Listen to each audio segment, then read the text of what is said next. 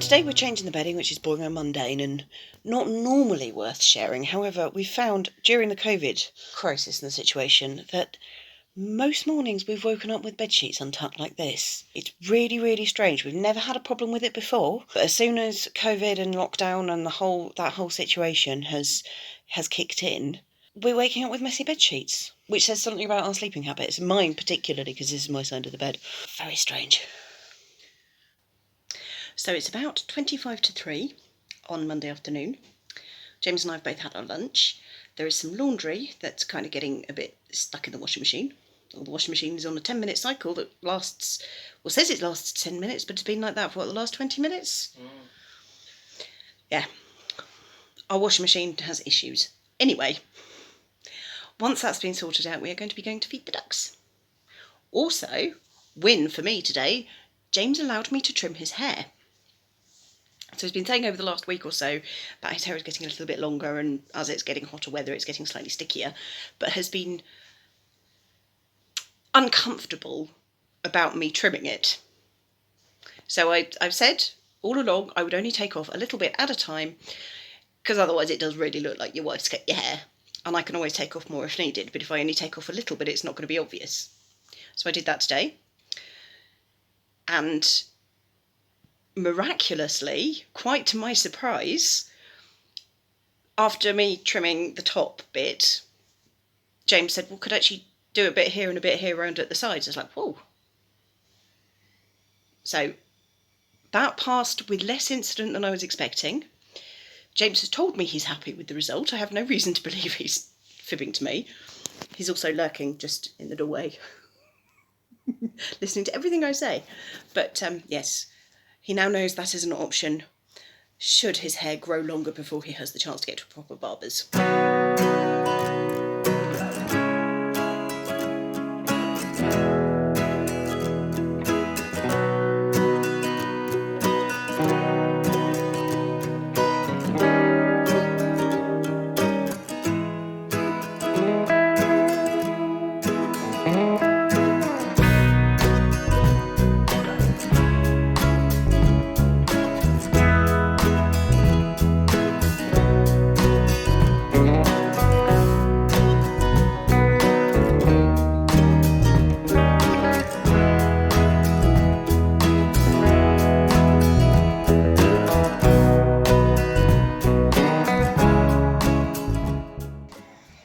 I wonder what kind of bug that is.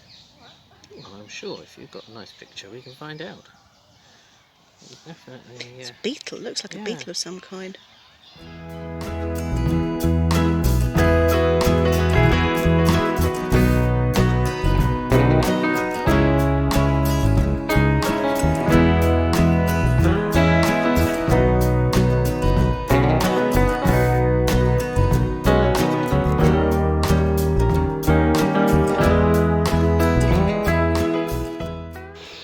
Unsurprisingly, it's very, very busy. It's also quite hot. We were about halfway to the park before thinking, yeah, actually this is really, really very hot. I mean, I will probably go home with sunburn. We both have hats, we both have sunglasses, but we didn't put on sun cream. Because, 3 o'clock in the afternoon, wouldn't necessarily think it was needed. Silly, silly me.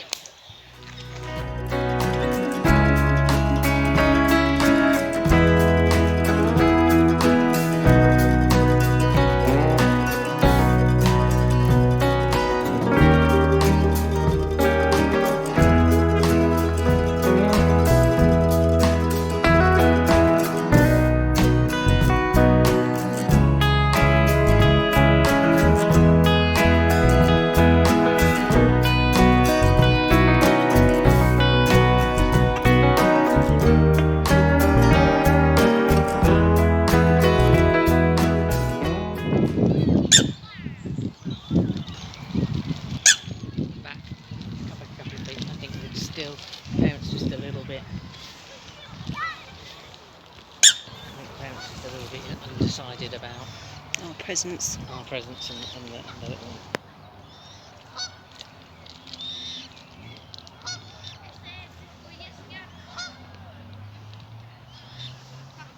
What are you squeaking for, little one?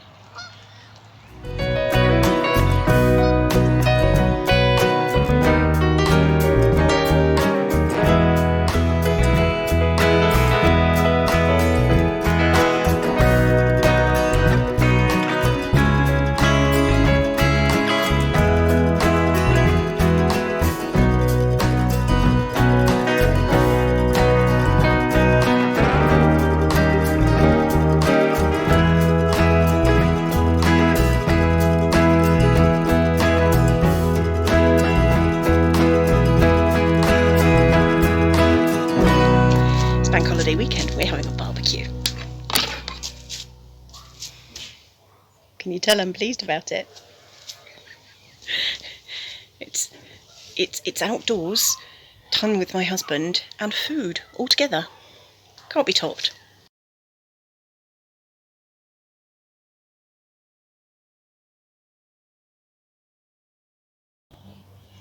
So the big news story at the moment is Dominic Cummings, chief aide to the Prime Minister, and whether he did or did not break lockdown rules. He went to Durham from London with his wife, who was ill at the time, allegedly for childcare. All sorts of questions have been asked. All sorts of concerns have been raised, basically saying why is it one rule for him and one rule for everybody else? And bearing in mind he helped to write the rules, which everybody else has been following, I think that's a pretty fair question. He had a press conference earlier, which I think is the first time that's ever happened that a government aide has made a statement and answered questions.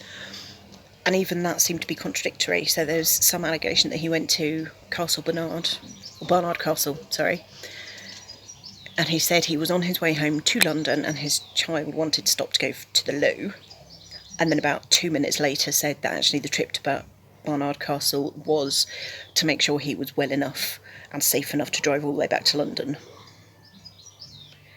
So yeah, I desperately want to write to my MP to express my opinions about it, because I genuinely think it is one rule for him, one rule for everybody else. But the number of people who've been saying, well, actually, I've been in a similar situation, I've got autistic kids, or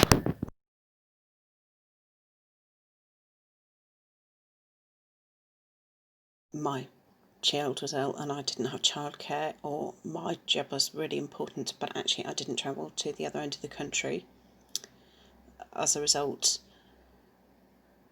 But yes, to yesterday night, my letter to my MP got as far as Dear MP. I couldn't go any further because all I wanted to use were expletives and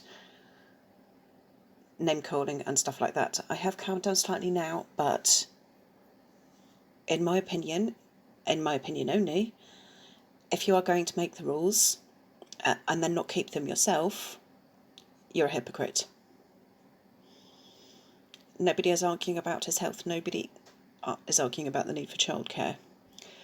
But to turn around and break the rules that you have set up self, or helped to set up, and turn around and say, no, I'm the exception to the rule, that's not on. That undermines everything that everybody else has done. And there are some heartbreaking stories about people who've died and couldn't have loved ones near them. NHS staff who've been apart from their family and their children for months now to make sure that they stay safe. So, yeah, one person has completely and utterly undermined every single thing that the rest of the country has been doing, and is being supported by the Prime Minister in undermining the whole of the country. And yeah, this was kind of a conversation that came up on the way back as we were walking back from the park. We saw an aeroplane, which James thought was a small private plane coming back from Frankfurt, and I was like, oh, maybe it's Dominic Cummings coming back from his weekend jaunt. And James is like, that's not nice. It's like, he doesn't deserve niceness. And I basically said to him what I've just said now. If you help write rules and then you absolutely undermine them and don't follow them yourself, you don't deserve people being nice to you. And I'm standing by that. And yeah, that's that. That's kind of the hot news topic of the moment. Nearly lost it. Golly, he nearly lost his sausage in public as well.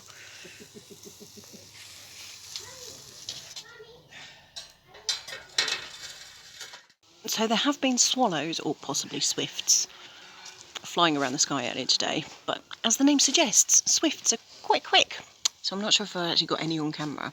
And there is a saying we have in the UK, one swallow does not make a summer. And that's okay, because I saw 3